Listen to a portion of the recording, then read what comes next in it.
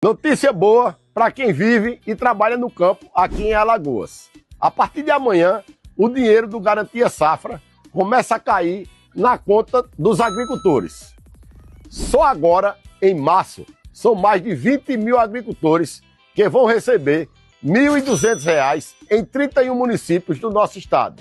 São 25 milhões chegando direto na economia de Alagoas. E esse dinheiro vai ajudar as famílias do campo.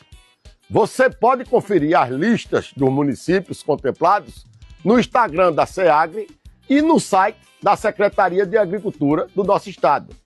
E a expectativa é que os municípios que estão em análise pelo governo federal recebam nos próximos meses.